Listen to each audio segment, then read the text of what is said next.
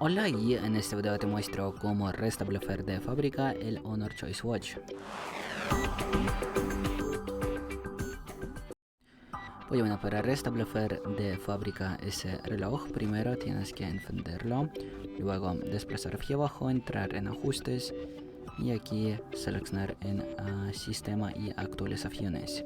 Aquí tenemos opción restablecer y pulsamos en restablecer y esperamos unos segundos.